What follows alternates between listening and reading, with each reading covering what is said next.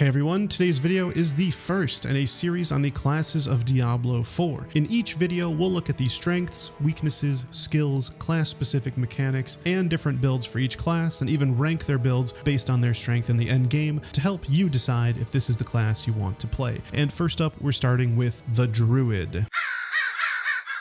Starting with strengths, the Druid has a lot of strong AoE damage options with skills like Hurricane, Pulverize, and Tornado being some of the strongest abilities the Druid has. Druid is also one of the tankiest classes in the game, with tons of damage reduction options such as Cyclone Armor, which reduces non-physical damage by up to 40%, Absorb through Earthen Bulwark, which absorbs 10% of your base life in damage, and upgrades to provide Fortify, which reduces all damage you take for a set amount of damage, and even a Roar, which reduces all damage done by enemies by 50% for 4 seconds around you, called Debilitating Roar. Druids also have self-heals to go along with their tankiness, one of which is called Blood Howl, which restores 20% of your life instantly on use. Now when it comes to weaknesses, Druid has the worst mobility out of all classes. Now I'm sure that comes as a shock to many Diablo 2 players accustomed to the increased move speed of Werewolf, but Druid can only get increased move speed from werewolf form by putting points into Digitigrade Gate, which increases move speed by 12% after 3 points are put in it, and after they put 1 point into the prerequisite skill Predatory Instinct. So it's a 4 skill point investment just to move 12% faster, while in a werewolf form, which only persists while using werewolf abilities in a few seconds after. So you can get a little bit of move speed if you choose to use werewolf abilities, but these actually fall off at the end game, which we'll talk about later. Now, other than Digitigrade Gate, Druid only has Trample, which is a short frontal AoE ability which charges them forward along with their Evade that all other classes have. So compared to a class like the Rogue, which has the highest mobility, Druid can feel a little slower and clunky. Now, moving on to some skills. Druids have 6 skill groups: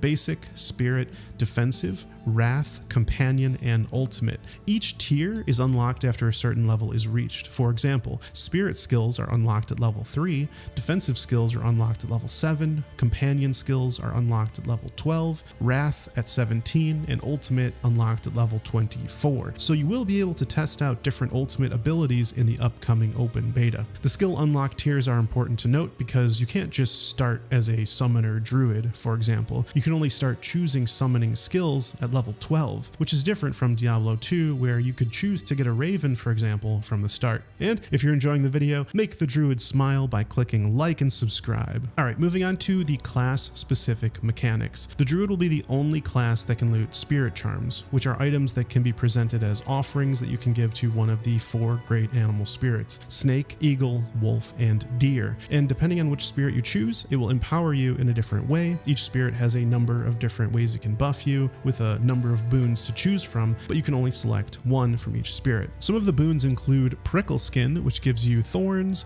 Gift of the Stag, which increases your maximum spirit, there's Swooping Attacks, which increase your attack speed, Avian Wrath, which increases your critical strike damage, Iron Feather, which increases maximum health, there's Masochistic, which gives your critical strikes with shapeshifting skills a heal, which will heal you for 3% of your maximum life. That seems really strong. Obsidian Slam, Earth skills have up to a 15% chance to stun enemies for a number of seconds. And if they're already stunned and is not a boss, they overpower the target instead. There's also Pack Leader. Critical strikes have a 20% chance to reset the cooldown on your companion skills. Calamity, extend the duration of ultimate skills by 25%, and so on. And what's cool about these boons is that each one is from a different spirit animal, and you can choose which spirit to specialize in, and by specializing it, it allows you to select 2 of their boons instead of 1. Not all spirits are going to be available initially and need to be unlocked one by one, but once all are unlocked, you can choose freely among the 4 spirits, selecting 1 boon from each spirit and 1 extra boon from a spirit of your choice once they are all unlocked. Now, depending on your build, the best spirit animal to align with will change, and these animal spirits are in Skazglen, which is the Druid-like zone and outside of the scope of the Diablo 4 beta, taking place exclusively in Fractured Peaks, so you won't be able to experience this during the beta and will have to wait for the game launch for it. Now, I've looked at some of the different boons, and it seems very, very powerful and definitely going to have a lot of different build options there. Also, druids are going to have crushing blows, which do a flat percentage of the enemy's health with a reduced effect on players and bosses, which is certainly going to be very powerful. Other than that, druids also seem to be one of the only classes to have fortify,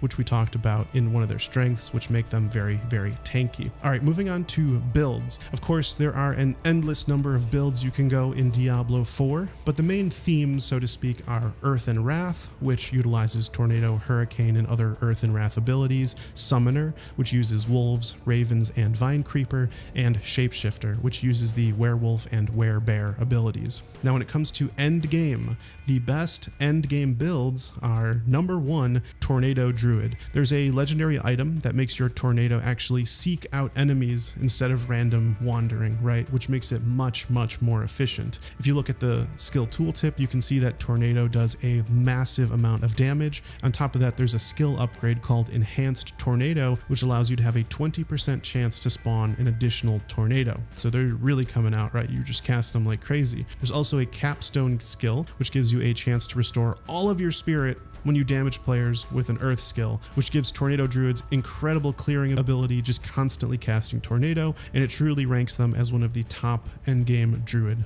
builds. Coming in at number 2 is Pulverize Werebear. Now, Pulverize does half the damage of Tornado, but has a much bigger AoE, and it can be buffed to deal 20% bonus damage if hitting 2 or more enemies. Now, this makes it an incredibly strong ability, and there's also a Capstone skill, which grants 20% increased damage while in Werebear form while healthy, which is defined as having 80% life or more. Now combine that with the Iron Feather and Masochistic Spirit boons, and Werebears are super tanky. They have tons of self-sustain, tons of self-healing, and are viable at the highest endgame Nightmare dungeons. So really, really fun build there. Now, those two are the only viable endgame builds as of the closed beta test. The third common build that many players tried was Summons, and was unfortunately lacking. And the reasons for that is because number 1, pets don't deal enough damage on their own, they lack strong AoE abilities, they don't have enough HP to survive when monsters get that strong in the endgame,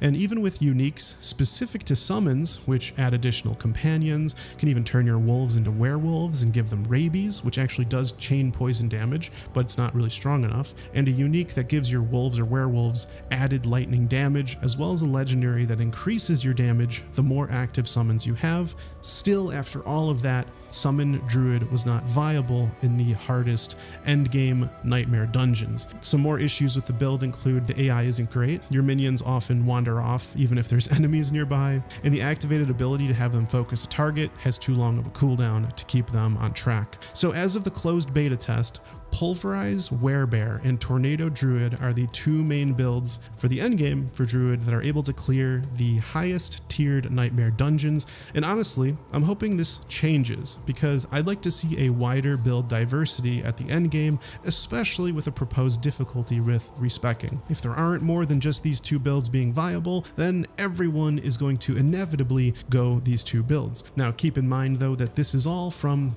data based on the closed beta test and information online, and there will likely be changes before the final game releases. All right, that's all I have for Druid for you today. If you enjoyed this video, you might like the video shown on the screen, and I will see you there.